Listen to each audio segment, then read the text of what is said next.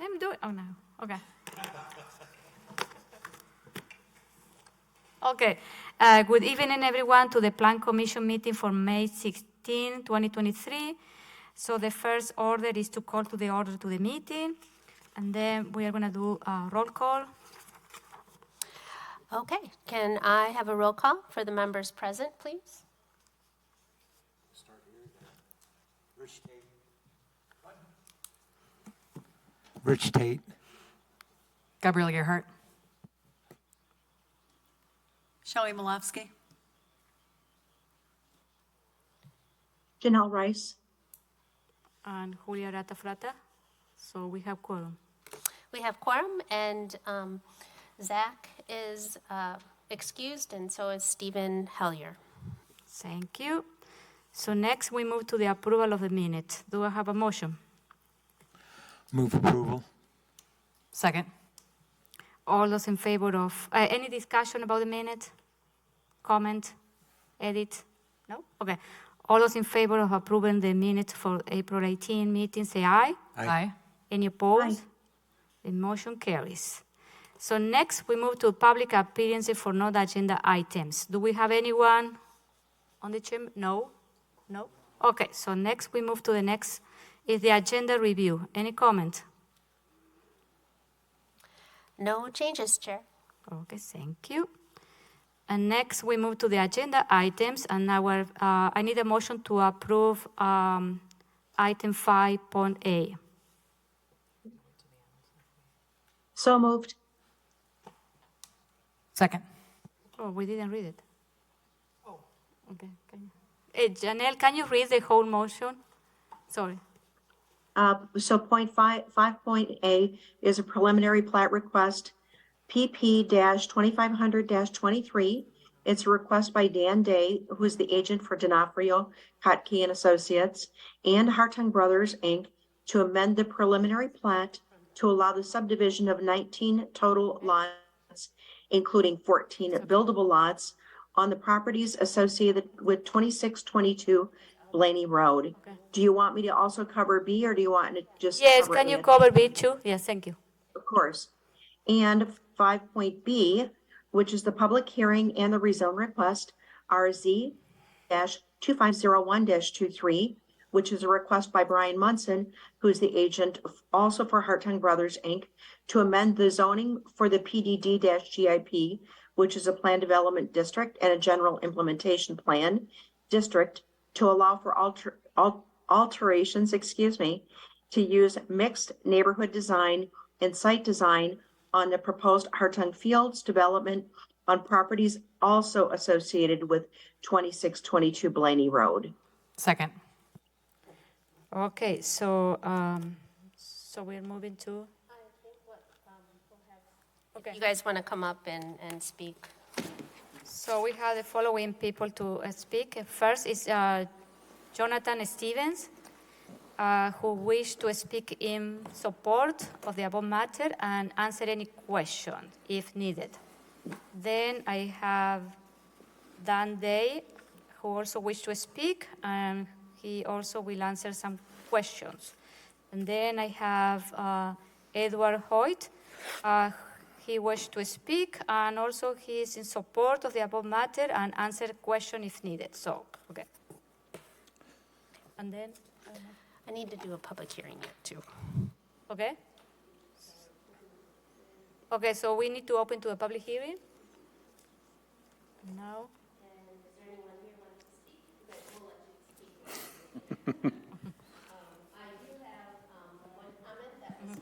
I do have one comment that was forwarded to us. This comment is from Caleb Holton, and he just wishes to register his comment. And his comment is the housing shortage in the Madison metro area is significant, and the increase in provided housing units of the Hartung Brothers site is a great thing to see. That is achieved through density is also great because it can lead to lower carbon emissions. Okay, thank you. So, Okay, go ahead. Who Good is- evening. My name is Dan Day from D'Onofrio, Cockey and Associates here representing Sarah and Hartung's this evening. I'm going to just cut my comments right off and turn it over to Jonathan because this is more of a discussion about the zoning on the parcel and the amended plan that we have in front of you. So anyway, Jonathan Stevens is here from Sarah Investments. Good evening. Just a quick overview. We were in this seat about, 6 months ago, last summer, I guess it was, going through the approval of the GIP and preliminary plats for this development. Some of you might recall that. More or less, we've got 160 acres at the intersection of Sain Road and Lacey. Just south of Lacey and Height Farm Road there. And currently it's used for agricultural purposes. We're proposing a new use. The concept plan has already been approved by the council.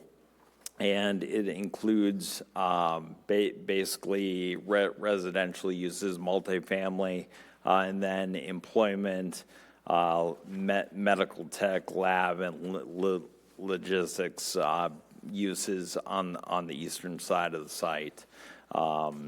With that, what we're hoping to achieve tonight is we've detailed out some changes to suit a prospective buyer. And I'll let Ned speak to what he's hoping to achieve with the changes that we're presenting to you this evening.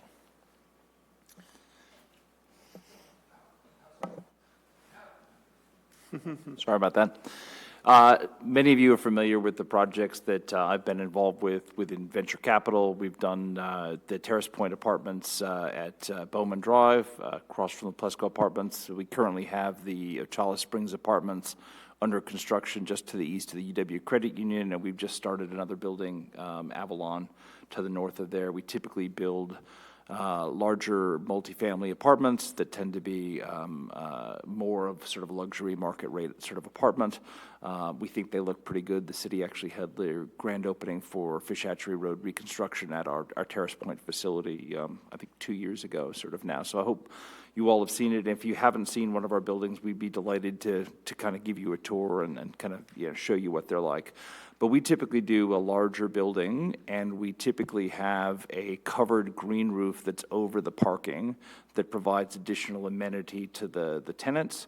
It's got a combination of grass and artificial turf and some structures and some barbecue huts and stuff like that. And that allows us to increase the parking, covered parking that we provide to our tenants, while at the same time providing kind of more amenity space to them and efficiency in the design.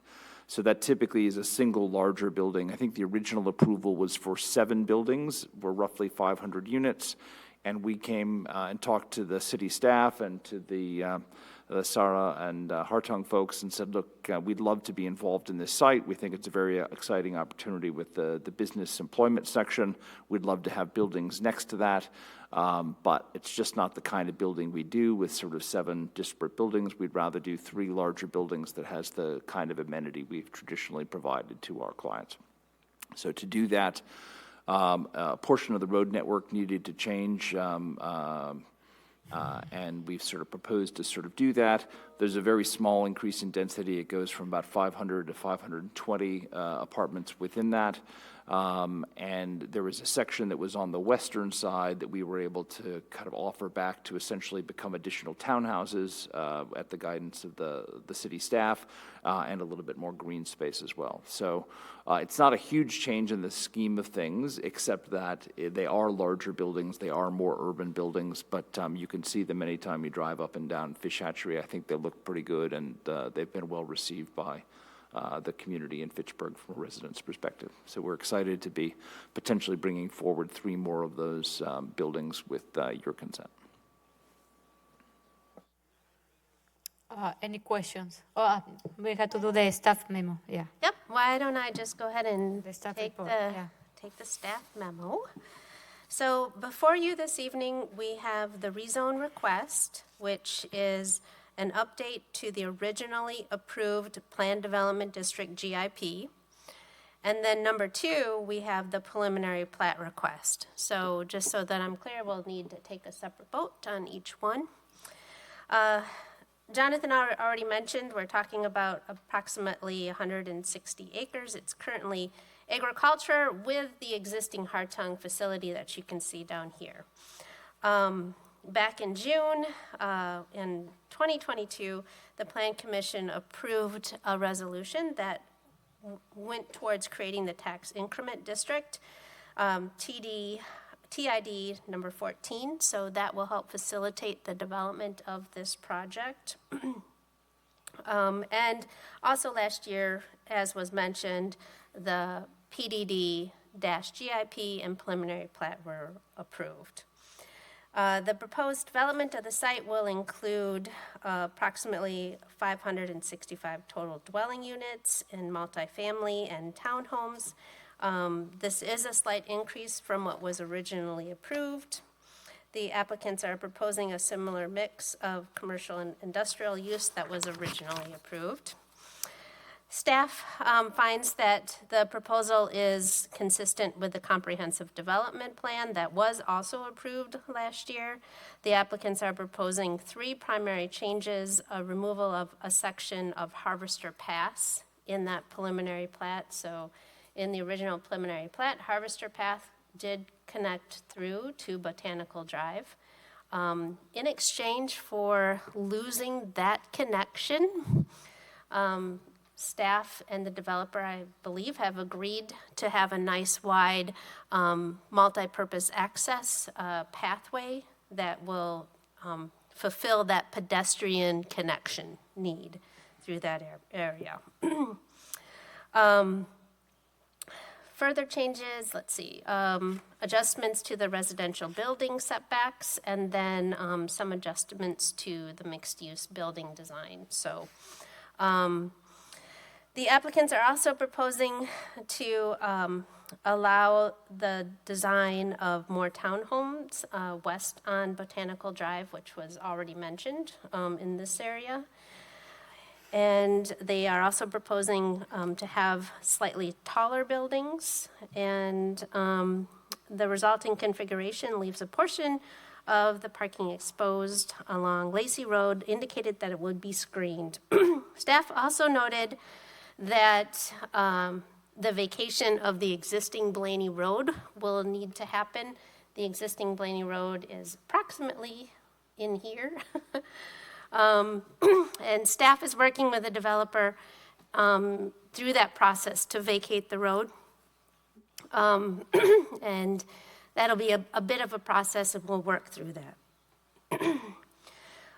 Public Works staff also provided some concerns regarding traffic circulation and recommended that a traffic impact analysis be included as part of any final approval.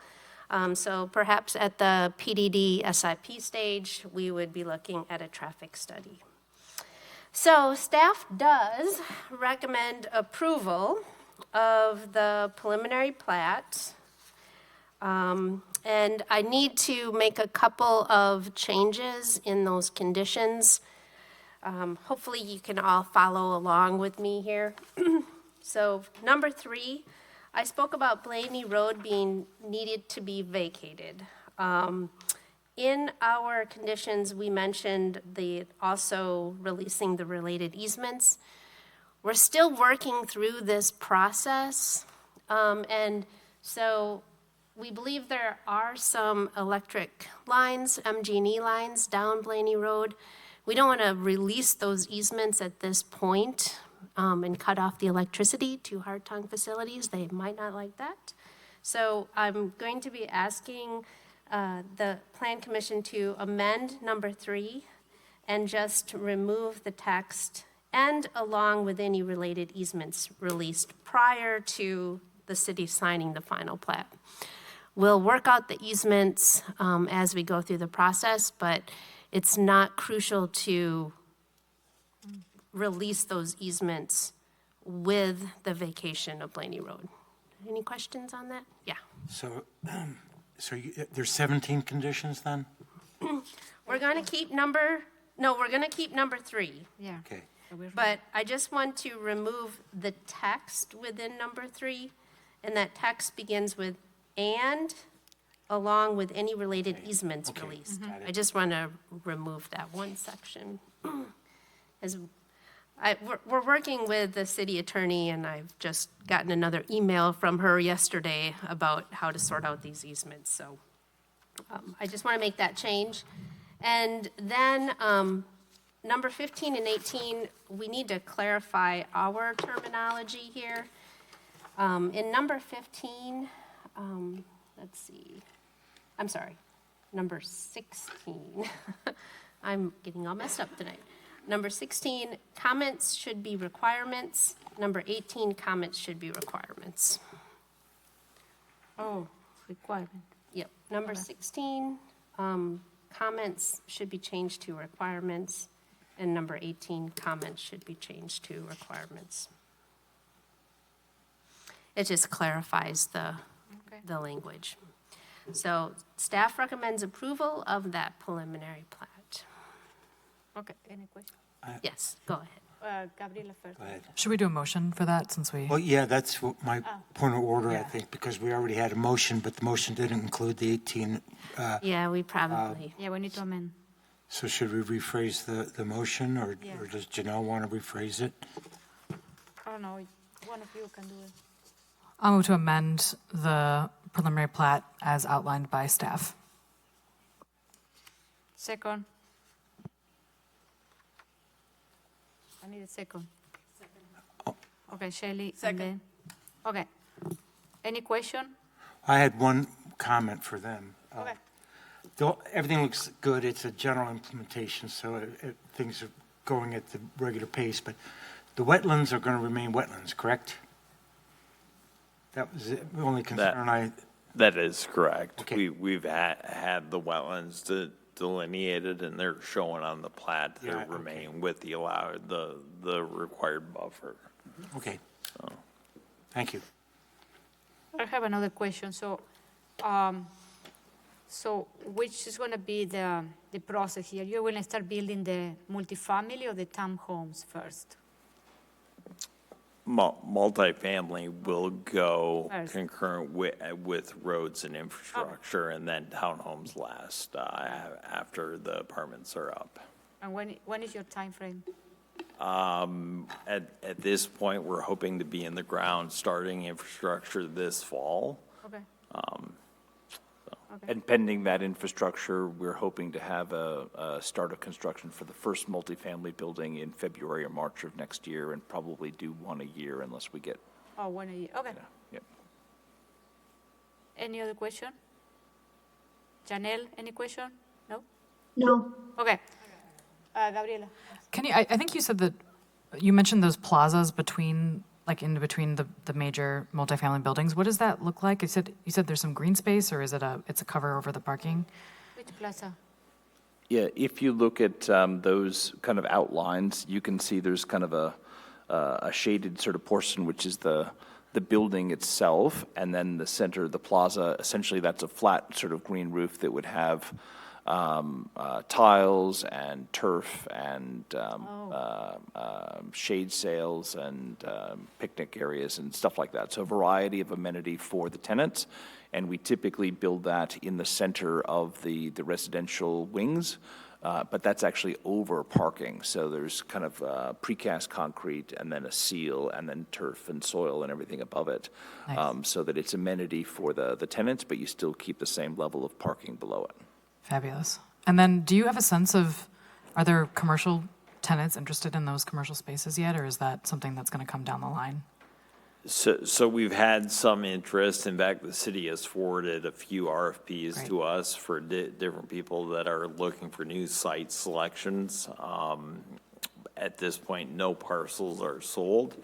However, the plan has always been to do the multifamily component first, and then start developing the eastern side with the commercial lots. Great. Thanks. Okay, Shelley, yeah. Go on. So you said you're going to build one multifamily a year? That's our intent. They tend to take about 16 months to build. We like to open them up at the beginning of summer because that's the best way to get them leased up promptly.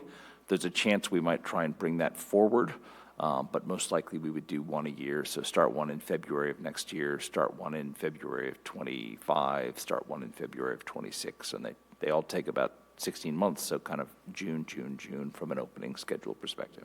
So the commercial is not going to happen for 4 or 5 years, would you say? It's possible. a different process. It could start sooner than that, but at this point, that's contingent on getting a buyer, so. And then the townhomes come after the 3 multi?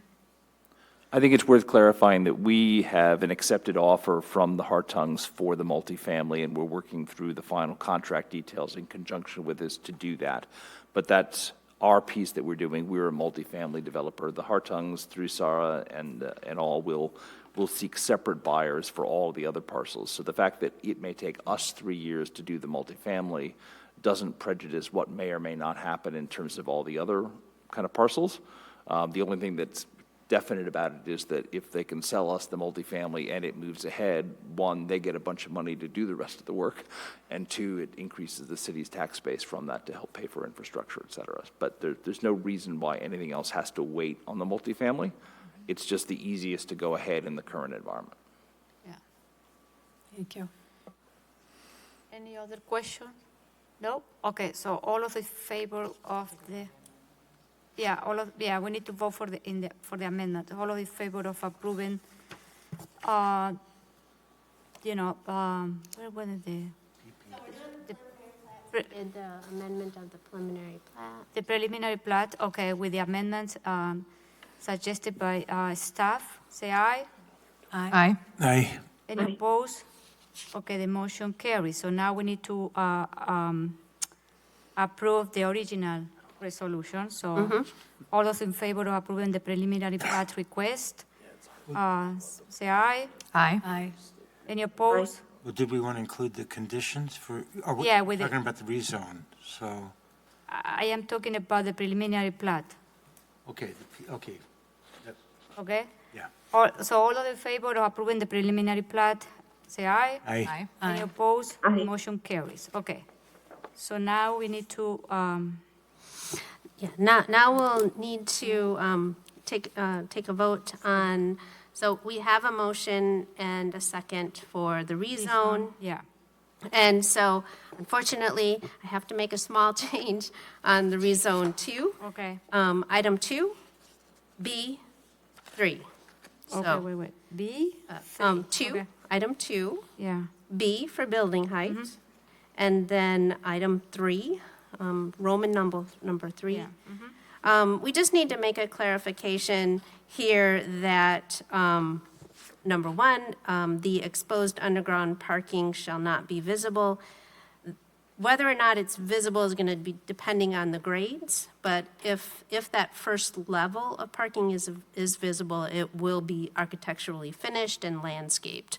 So I just want to make that clarification, and it might be just easier to just cut that second part off so that the residential land use areas are 70 feet or 5 stories. That's it. Yeah, And 'cause remove you- the rest. Okay. Yeah. You mentioned from Blaney Road, and Blaney Road will be gone. Oh, yes, that's a good question. And we've been working extensively with Fire Marshal and Emergency Services, and we will be renaming this new road as Blaney Road. That one is going to be the new. Yeah, this is going to be the new Blaney Road. Yep. So this will be Botanical Drive, and then this will be the new Blaney Road. Okay. After we. Got it. Yeah, so we'll We're not going to vacate put new on the sign. I know. Going to Yeah. reuse the sign? Yeah. Okay, any other changes? Nope, then we're good. We're good. So, okay, so all those in favor of the, Do you want a motion to amend? we We'll need do to a amend? motion to amend, Okay. approval I can- with the change of the 8 condition. okay, Okay, I'll make a motion to approve rezone request RZ-2501-23 with the 8 conditions modified with the 8 modified conditions as set forth by staff. Second. All those in favor say aye. Aye. Aye. Aye. Aye. Any opposed, say nay. The motion carries. So now we need to vote on the original motion. So. I need a motion. I think the motion's on the table. Oh, it's on the table. Oh, it's on the table. Okay. All those in favor. Okay. All those in favor say aye. Aye. Aye. Any opposed? The motion carries. Okay. So we're good. So you are approved. Thank you very much. Thank Appreciate you. your time this evening. Thank you. Thank you, guys. Okay.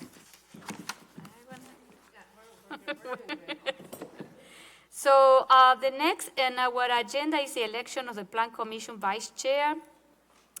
I will nominate Stephen Heller for the Vice Chair. He's not here, but I emailed Stephen and I asked if he's okay. He said yes, we can vote on him without even being here in the meeting. So That'll teach him not to miss a meeting. yeah. So no, he knows. I told him. So I will nominate Stephen Heller as a Vice Chair. I need a. Do we need a second for Yeah. nominations? Yeah. I'll second that. Okay. Janelle, second. All those in favor? Any other? There is any other person who wants to? No, be Vice Chair. No. Okay. Any other comment? Question? No. Okay. All those in favor of approving Stephen Heller as Vice Chair of the Plan Commission, say aye. Aye. Aye. Aye. Any opposed? The motion carries. And next, we have another appointment, is the appointment of Plan Commission representative to the Agricultural and Rural Affairs Committee. So in this case, we need to nominate someone from District 4 that is outside the service urban area. So the only person that qualifies is Shelley. So I will nominate Shelley to be our representative in Ag and Rural Affairs. And I'll second. Any comments? Question? All those in favor of appointing Shelley to the representative of the Ag and Rural Affairs, say aye. Aye. Aye. Aye. Any opposed? The motion carries. So thank you very much. So next, in our agenda is since this is a short meeting, so we are going to have a Plan Commission orientation, an update, and I think this is good for us, so to refresh all our memory about planning. So Yeah, I'm very grateful that Zach has had a little bit of extra time this last month with so few new applications. So I asked Zach if he could just put together a short presentation to just kind of do a little refresher of what plan commissions are and what we're doing here. So thank you very much, Zach. yes, you Thanks, should Scott. I am trying to get the Got to be green. little,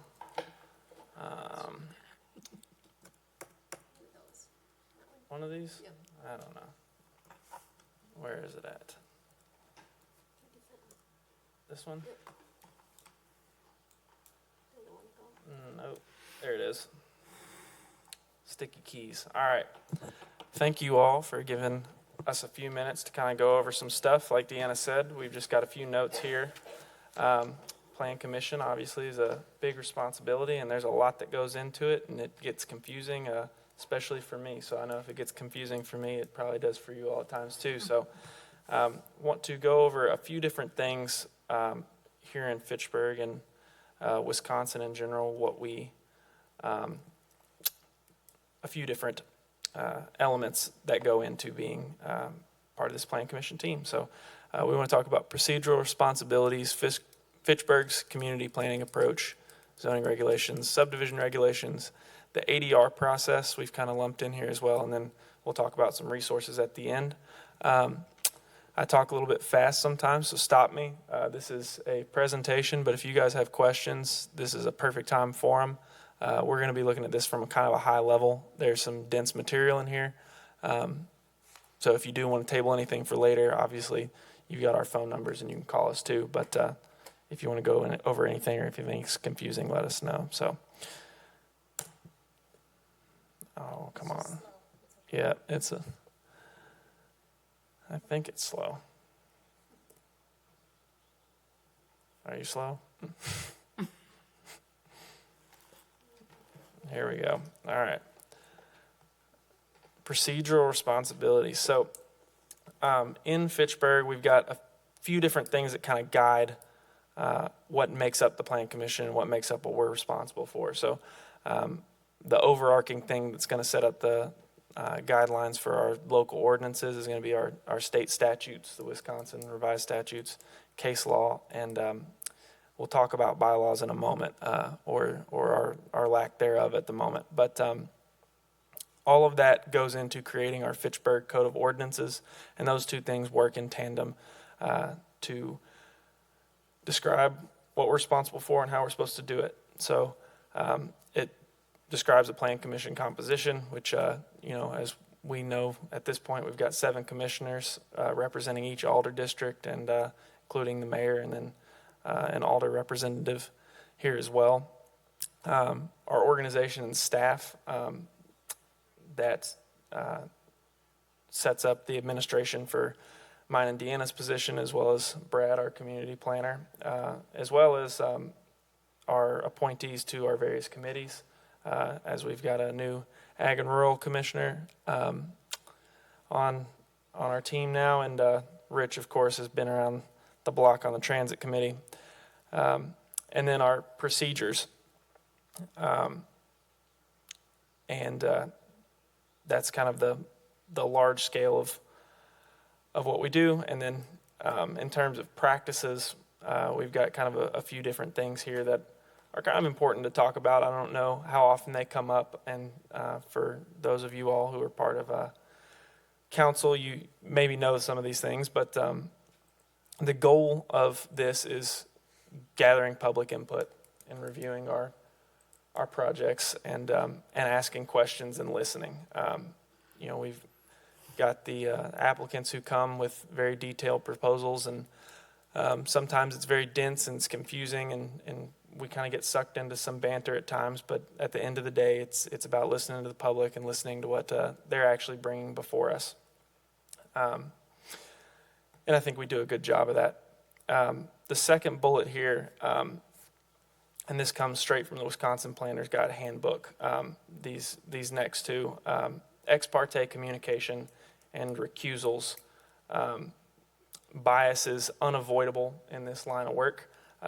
You cannot get around it, but there's a couple things that are good to make sure that we're keeping in check. Ex parte communication is going to be communicating outside of Plan Commission about Plan Commission related items. So if we had 4 or 5 of our Plan Commissioners talking about a particular case after or before a meeting, that's considered a walking quorum, and that's not something that we're supposed to have.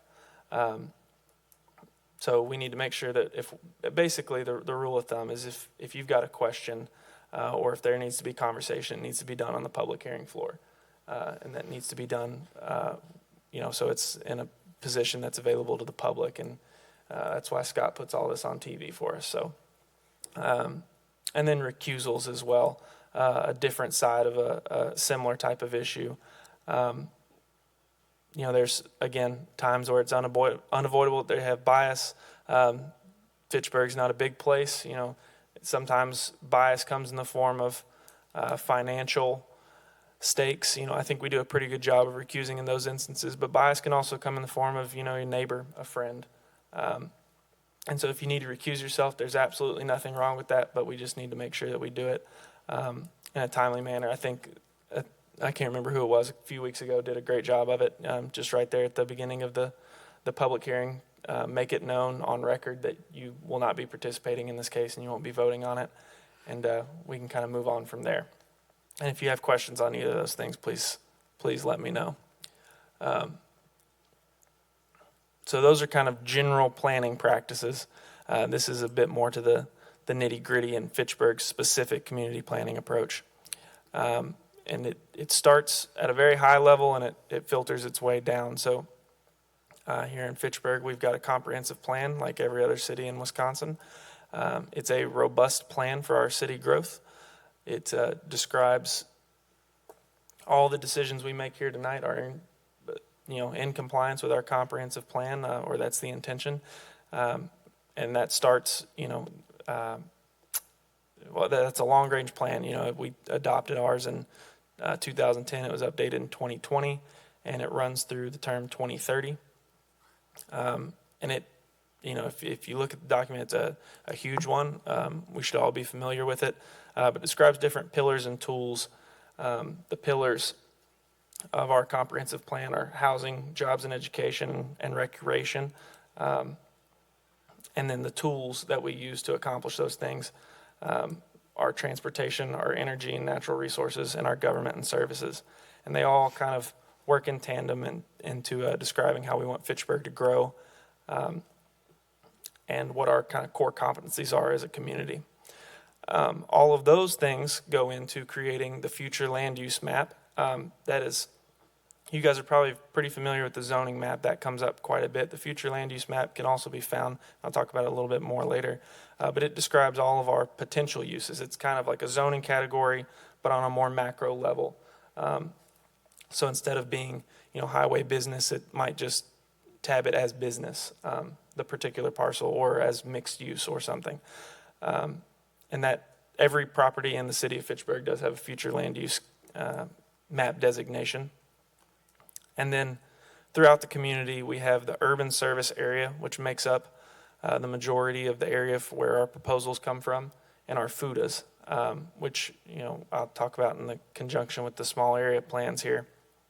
And then anything that's outside of that is in our, still in the city of Fitchburg, but outside of our urban service area, and it's any approvals we get there are met with more scrutiny, and we have more tools and regulations to regulate those sort of changes.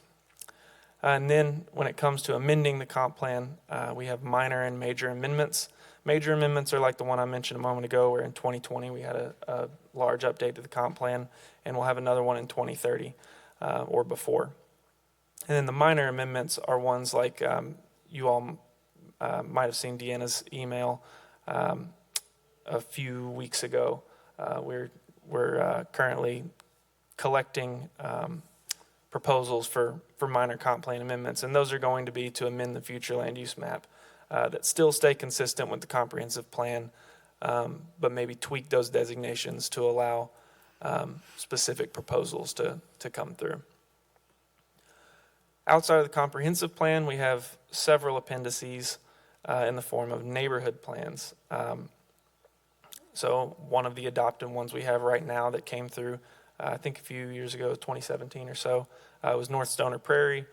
We've got a lot of development going in that area. And the reason for the neighborhood plans largely is to, they're in the areas usually of FUDAs, and they're usually to expand the urban service area.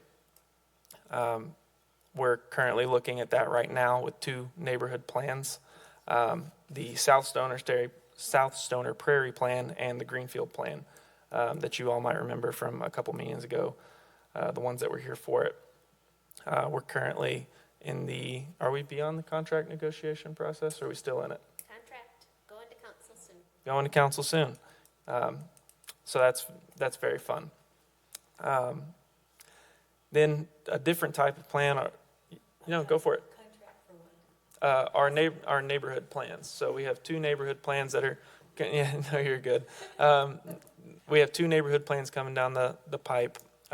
One is the South Stoner Prairie Neighborhood Plan. That's on the west side off Lacey Road predominantly. And it's about 90 acres. 200 acres. I don't know. Something like that. And then the Greenfield Plan is substantially bigger. It's about 600 acres. It's already largely developed, but it was developed several years ago. It's outside of our urban service area, and it's mostly off of, was it Burn Road? And what's that north-south road? Irish Lane. Yeah, it's over next to Irish Lane and It's east of. more towards the south side of west town, of going South towards Stoner. Oregon. But I was mostly asking the usage of the term contract. Contract with whom? Oh, I see. To actually do the plan, sorry, with consultants. Oh, okay. Thank you. Yep. These are projects that are too big to do in-house. I anticipate they'll be, 100 or 200 pages apiece, full of data collected. So we have to have outside consultants come in and do that for us. Absolutely. Then we have some special area plans. Anton Drive redevelopment plan is one of them. I think that came up a couple meetings ago. And the other one is our Arrowwood redevelopment plan.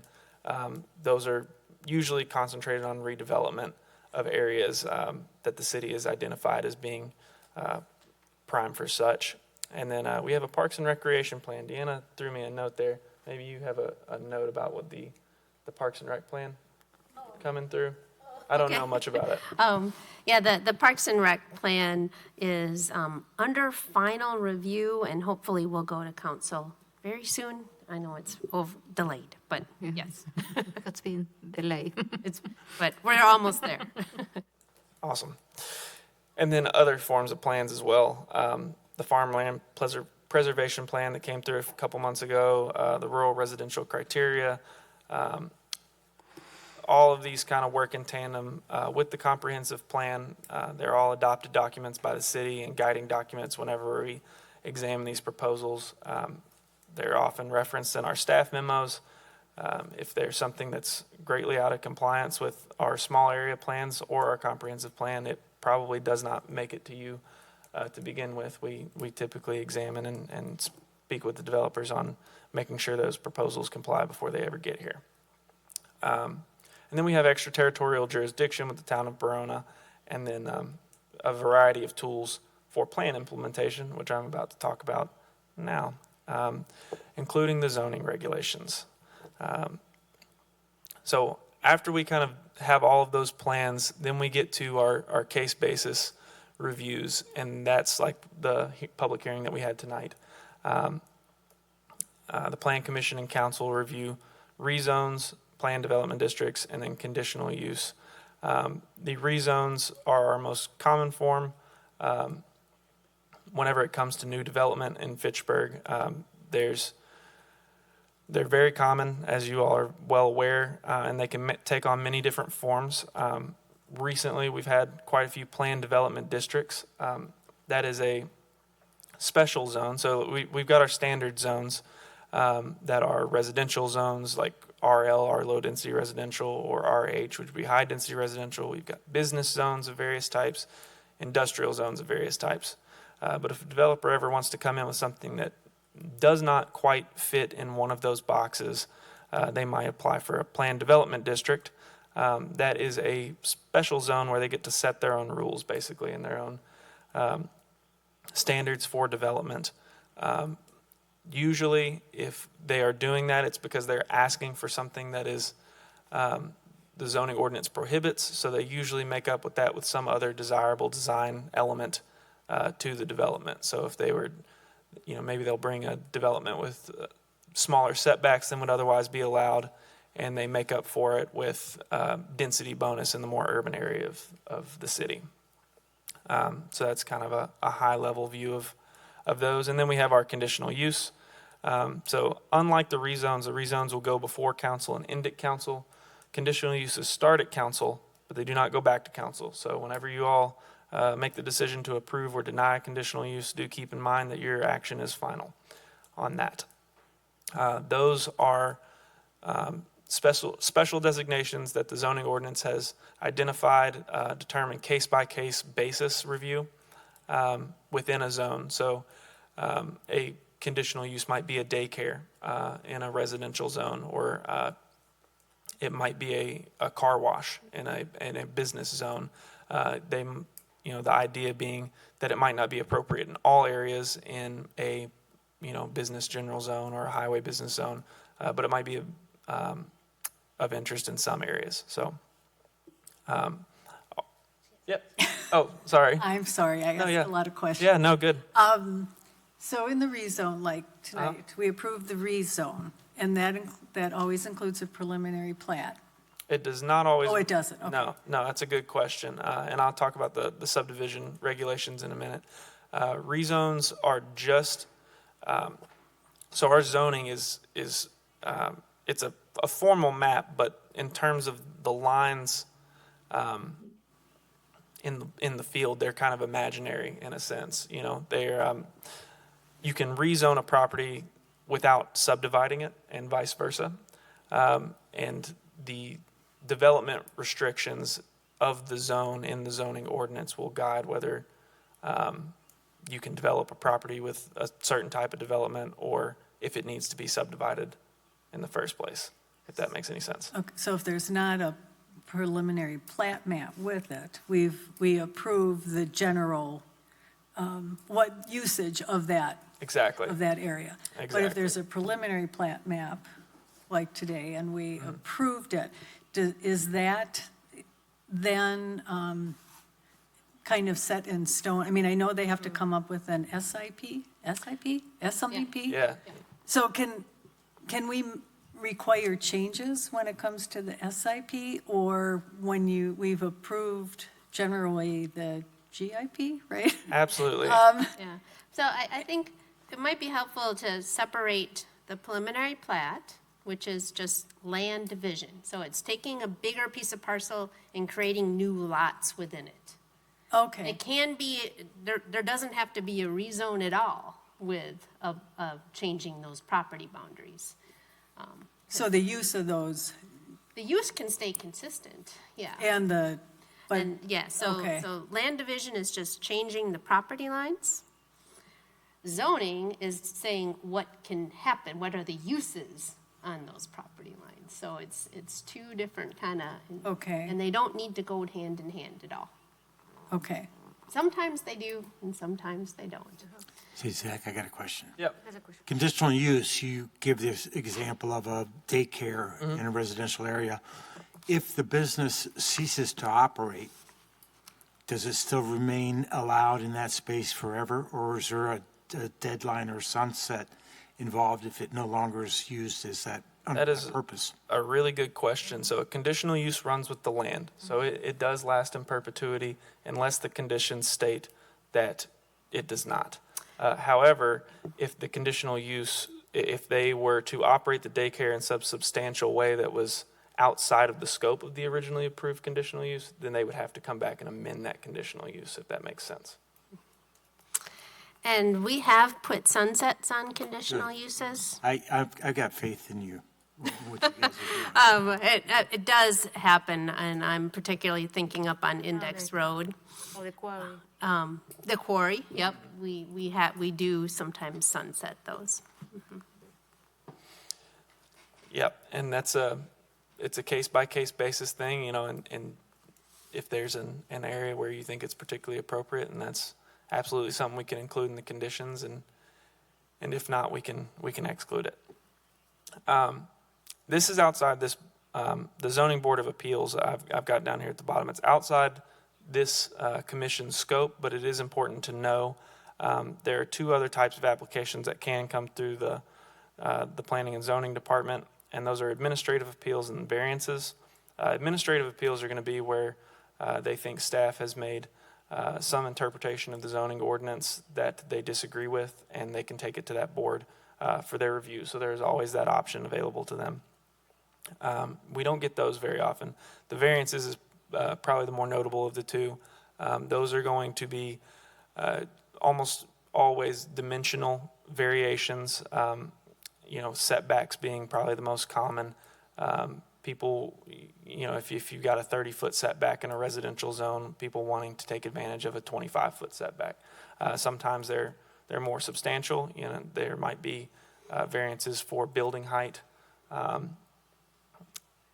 or other types, but those do go to another board. So that is another consideration when some of these proposals do come across the Plan Commission's desk. I have a question. Yeah. So in order for them to go to the zoning board, they had to be rejected here.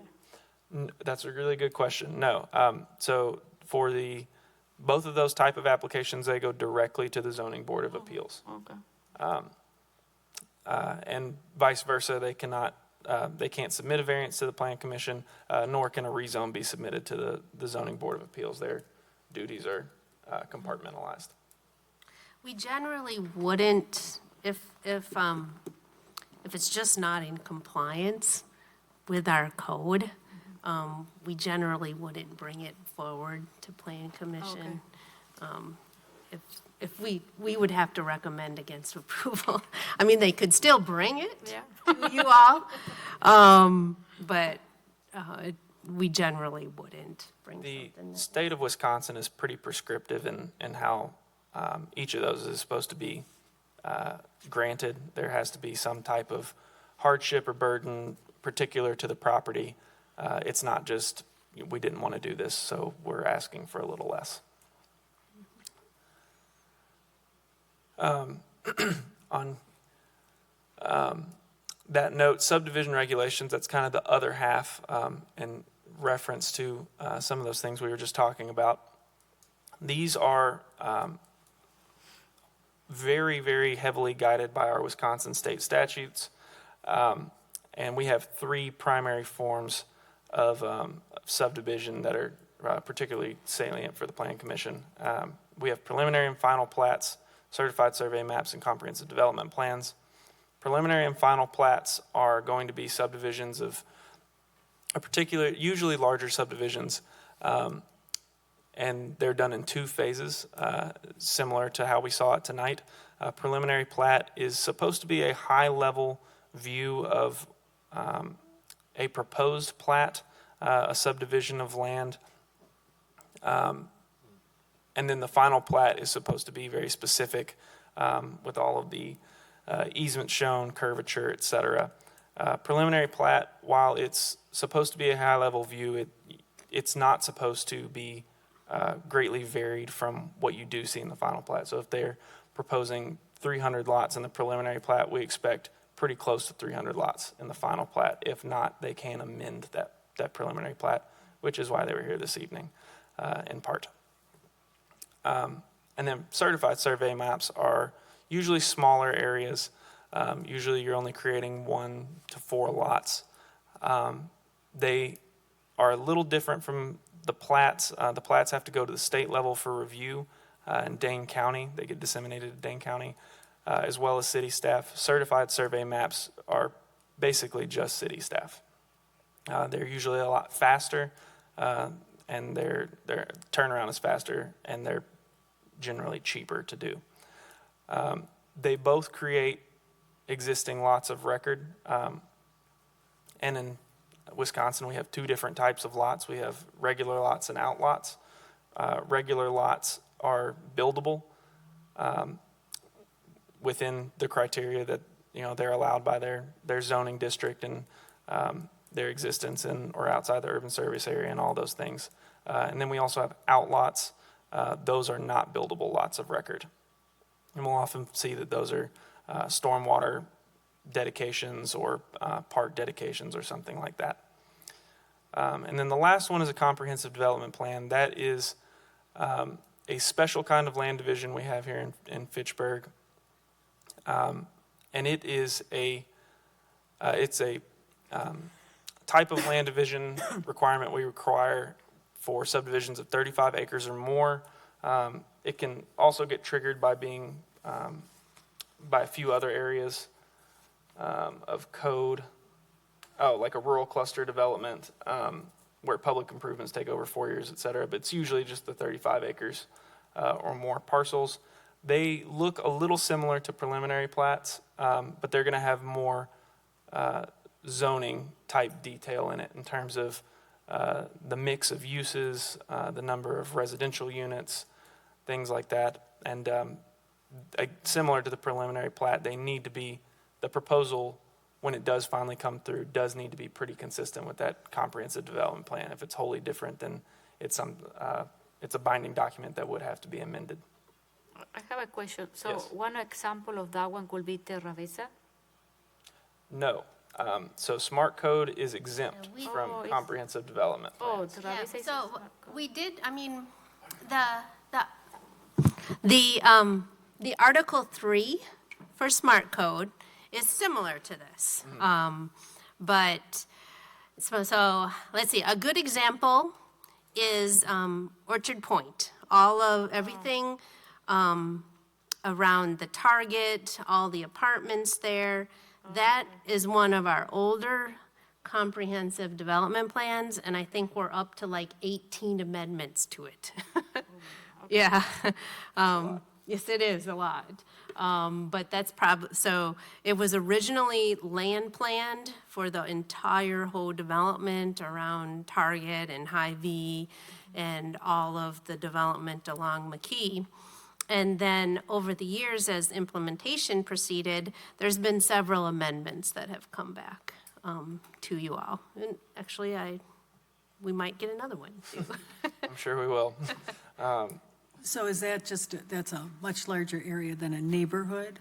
Like Greenfield, we're going to do a neighborhood plan? Oh, that's yeah, that's a good question. The terminology isn't great there.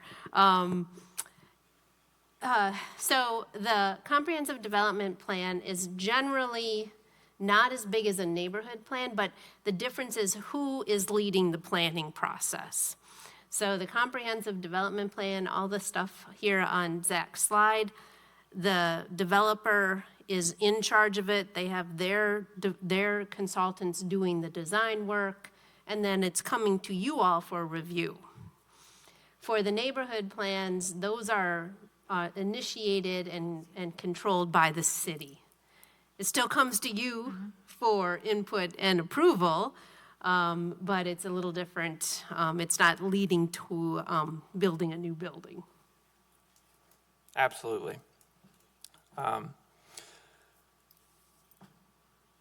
Yes, so that's the subdivision regulations in a nutshell, and the zoning regulations. Those are going to make up those are going to make up all of the different types of applications that do eventually filter their way towards Planning Commission.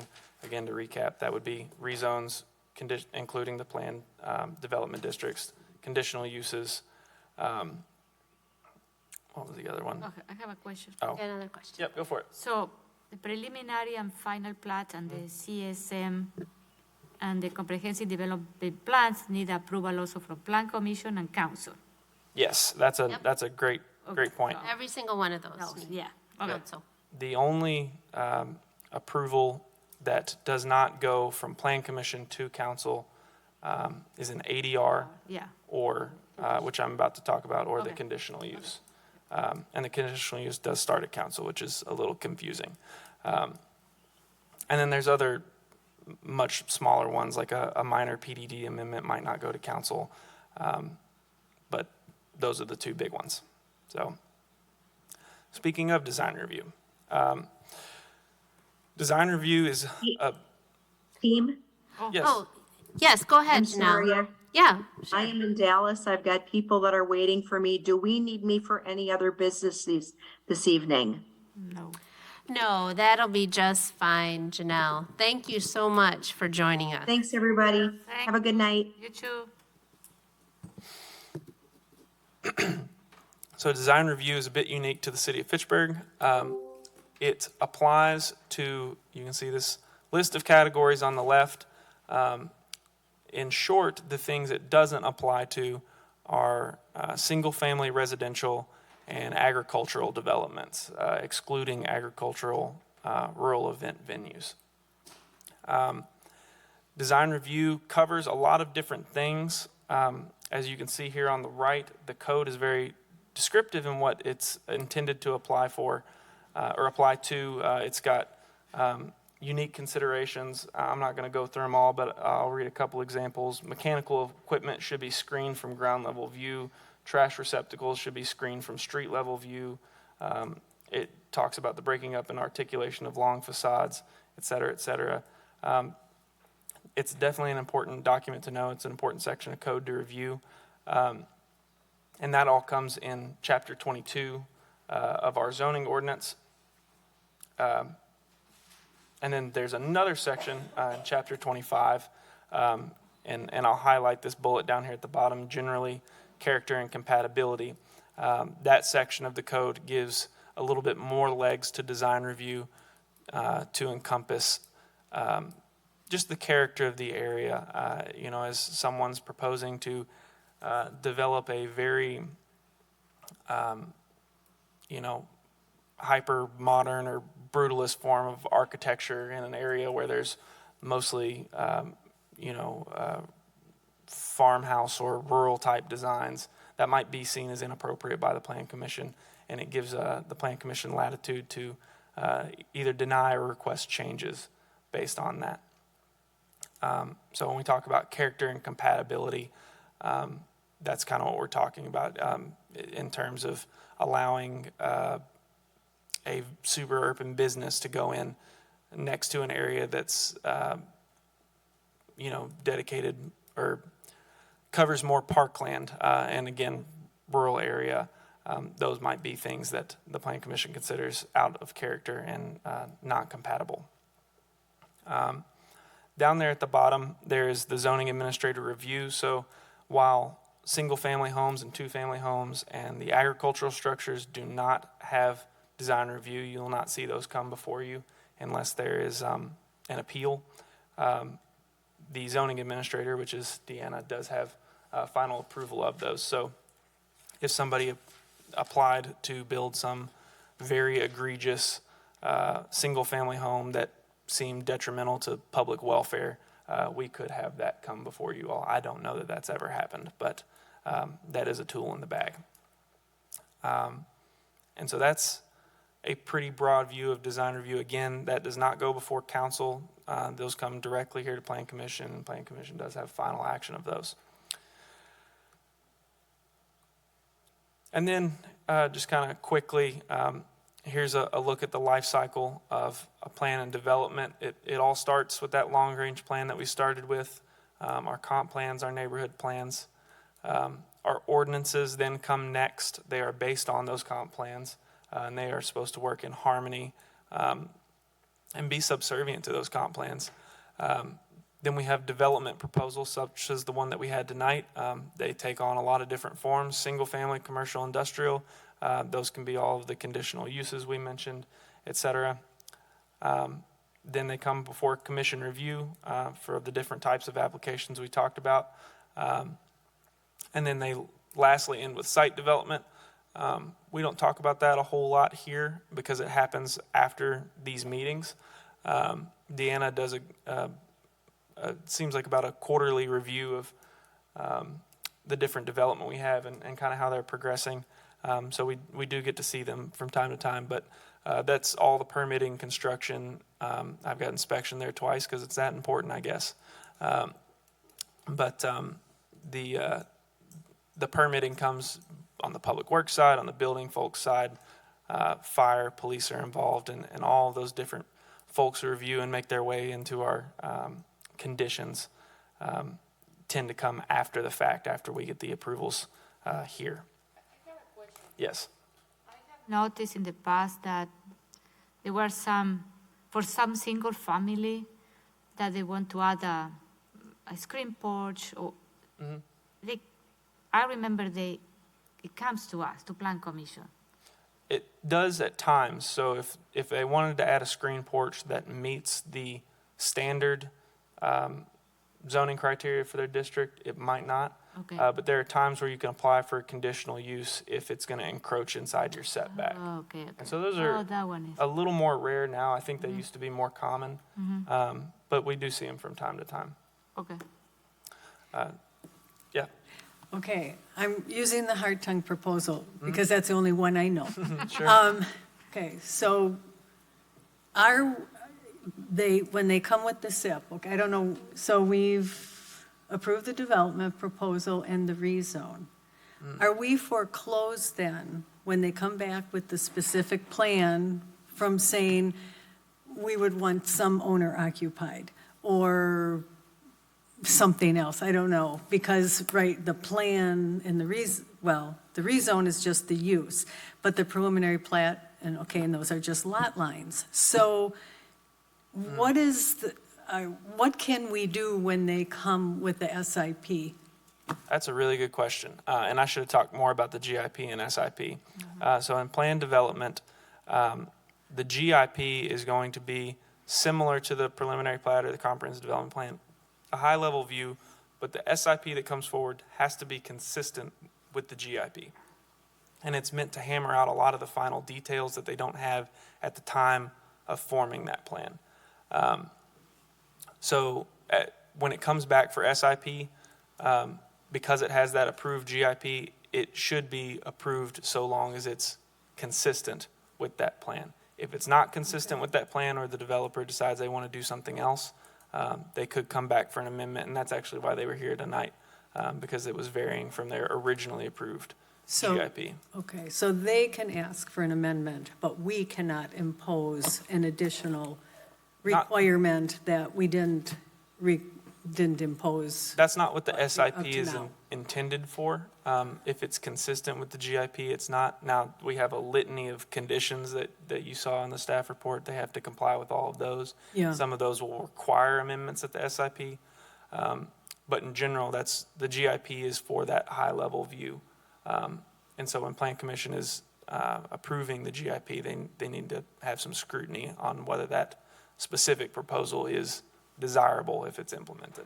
So, but if the rezone is just for the uses of the land, and the preliminary plat is for the land divisions, where does it come in?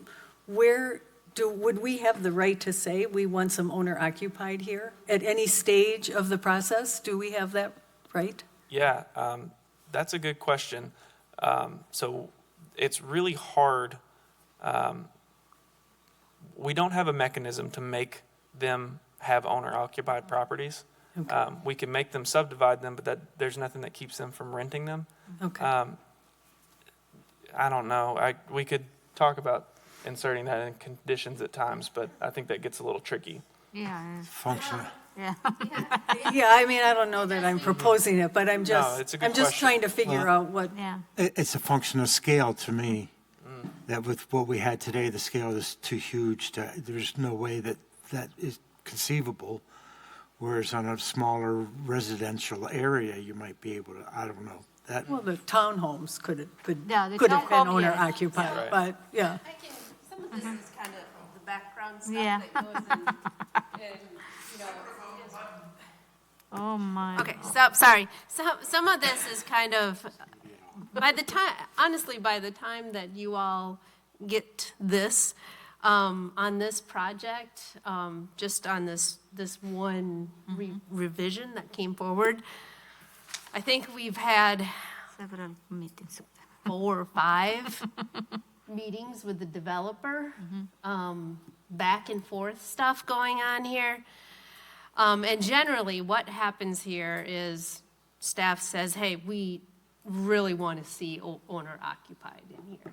We don't have code that says something has to be owner occupied. We can't do that legally. I think we can add that language if we are using tax incremental financing, because we say we would like to see. We can, it's like a requirement because of, I think this is an option where the city can say, okay, if we are doing this for you, Okay. what is there for us? We want to see owner-occupied units. You know what I mean? It's something that maybe I think the only... So if we can provide an incentive. but we can't Exactly, then require. we can do that. But I think before, this is what Diana said, before they come to us already, they have in contact economic development team. Right. And the economic development team that are going to ask those questions. Are going to be a rental of owner-occupied? Why don't you do that? And, we will recommend that you bring that. You know what I mean? All those I conversations. can be more straightforward, I guess, about that. But I think to get even more, maybe a little bit more specific to your question, yes, on the next SIP, you can make requirements, but they would need to be consistent from what we've already required. So we cannot bring anything new. Well, I mean, I don't know if it's a matter of new, but we would want to make sure, we don't want to change the ball game, the rules of the ball game in the Yeah. middle of it, Absolutely. And I guess to kind of round that off, I think it would be completely appropriate if there was a proposal for a multifamily development and there was a concern about the housing mix in that area, to state those concerns to the applicants. see what they can offer there, and if they can't offer anything and it's still deemed incompatible, to deny that. Obviously we want to do that with discretion, but that's completely appropriate and it's within the charge of the Plan Commission. And so lastly, Plan Commission resources, and we'll go over these quickly. We talked about several of them already. The comprehensive plan, our neighborhood plans, those are all available on our website, which is another one of our bullets down there. I can get you guys links to that if you need any of them. Our code of ordinances, also available on our website, as is the development guide. The development guide is a little different. It kind of synthesizes a lot of the different kind of obtuse sections of our code and puts it in simple, quick, readable format. And it walks you through, similar to how I have here, the life cycle of development and approvals here in Fitchburg. We have plenty of other great tools on our website.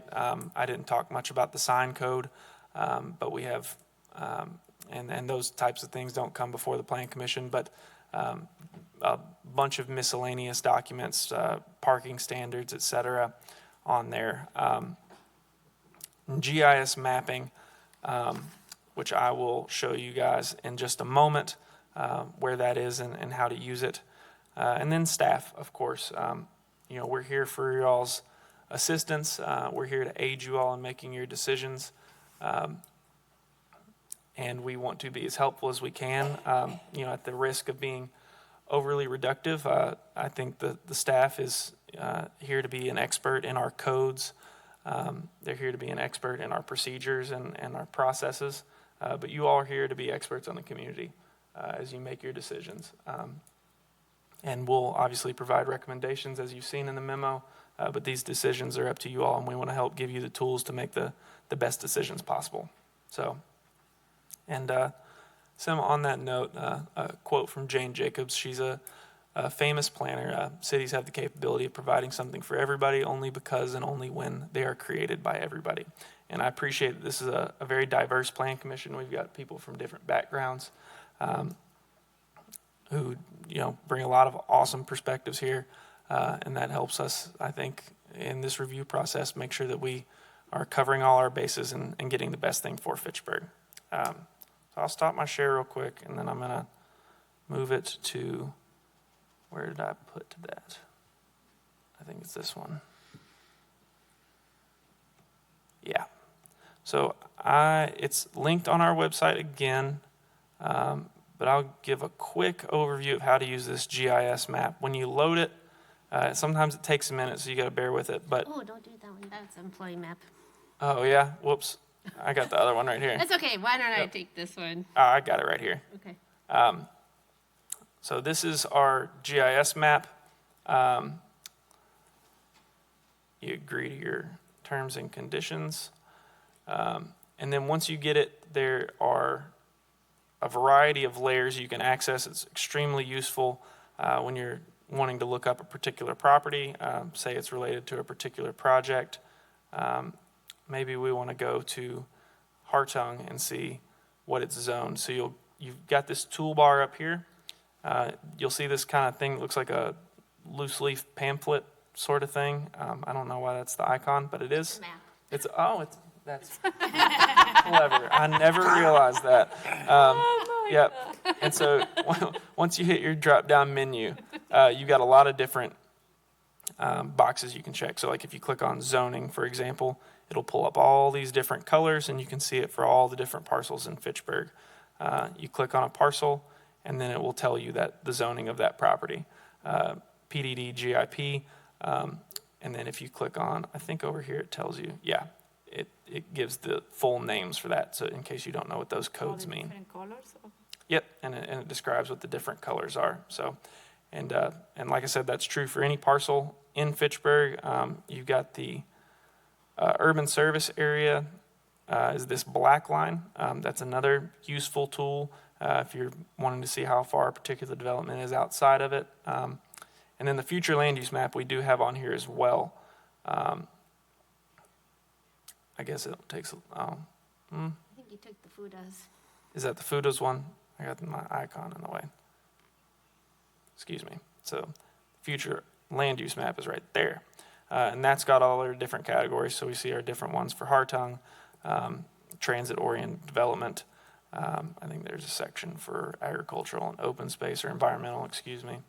And all of your different categories. So you click on those, and again, that drop-down menu gives you the different descriptions. We've got the FUTA sections. So I mentioned the Greenfield Neighborhood Plan. You can see that area is right here, almost 1,000 acres. So that's a big neighborhood plan that we have coming through. And then I guess just while we're on the note, the South Stoner Prairie one is over here off Fitchburg Road, Lacey Road, on the west side of the city. Do the neighborhood plans overlay and some? Yes. So the neighborhood plan, when it's adopted, will change the future land use map designations of these properties. So right now, you'll see over here the future land use map is rural development and agriculture. And once we adopt that neighborhood plan, assuming that we do, it'll likely change some of these parcels to residential. It might change some of them to business or industrial, depending on what the public input process and the consultant process comes out with. So if you go to the other tools, it does have other ones. I'm not going to spend a whole lot of time on them because storm basins aren't as relevant to the Plan Commission, but you can play around with it all you like. Up here is a little address bar you can type in. It can be a little finicky. You have to have your address pretty exact for this particular map to get it. And then there's other fun tools like you can measure and we can find the area, how many square feet is, that triangle. It's that many. So all kinds of fun stuff you can play around with. And I guess the layers are particularly relevant too. If you click on this little grid-looking icon, it does have different aerials and topographic layers, which can be useful, especially if there's a particular site that's hard to get to. An aerial photograph definitely beats nothing if you're not able to make a site visit. So that's kind of the high-level view of the GIS. There's a lot of information there. It's certainly confusing. It's confusing to me at times too. So if you do have questions navigating it, give us a phone call and we'll be happy to walk through it. So that is all I've got to share. Thank you. Absolutely. Thanks. you. I wish we'd had that a few years back. Yeah, there you go. So any other comment, question for Zach? No? Sure. Okay. Absolutely. Just show me what you just did because I couldn't see this. Absolutely. So next, thank you, Zach. Next, we have do you have any report from your department? Yes, can I just do, Okay. Zach mentioned a couple things, and I just want to talk very briefly. We are in the process of the minor comp plan amendment. Those applications are due next Tuesday. So we'll be taking that process through the minor comp plan amendment. The neighborhood plans, Greenfield and South Stoner Prairie, we are fairly finalized on the contract with MSA. We will be doing these two neighborhood plans concurrently with MSA as the consultant, and hopefully that will come to council on June 13th. So very soon we can get started on that process. Then my last one is very excited. The department is hopefully going to hire an intern for this summer, and we're doing some interviews on Thursday. So hopefully we can add to our little team a little bit. That's all that I have for department report. Thank you. Any other announcement? I just want to mention. Oh, okay. For the GIS map, there is, in addition to the public map, there's also one for planning. There's a separate map. Sorry, I just wanted to mention that because I don't know if everyone's seen it, but That one is. it's a planning application viewer, and it actually shows like little dots of things that are in progress, and you can read the documents. It's really useful for seeing the full big picture and what's happened in the past too. That one? Yeah, I can show you. Are you going to show you now? Okay. I think it's something too that I wish the public knew more about, because I think there's a lot of questions about like, oh, where are these things happening in my neighborhood? And you literally can see a dot on the map to see what's happening. Okay. All right, so I'm just on the main city's website, and if you go down to GIS and mapping, down here at the bottom, I'm at the main page. Oh, popular resources. Yeah, so right at the bottom, and this is actually pretty cool, that everything that Dakota, our GIS extraordinaire, has put together. So Zach was just on the Fitchburg public map, and then we also have the planning application viewer. You can kind of take a browse around in all of here, but I'll just hop in here. So what I've been doing since last year is for each application that we get, putting up a little dot. Unfortunately, I can't, and what the little dot will give you is just some information, and then it will take you to the application materials. Oh, interesting. So I need to qualify that it's not what was finally approved, but these are the application materials that you can take a look at. Oh. So, the planning application viewer. Yep. Okay, thank you. Okay, thank you very much, Scott. So any other announcement, comment? So I need a motion to adjourn. So moved. All those in favor say aye. Oh, we need Aye. a second? I'll second. Okay. All those in favor say aye. Aye. Any opposed? Or the motion carries. So we are adjourned at 7:52. Thank you very much.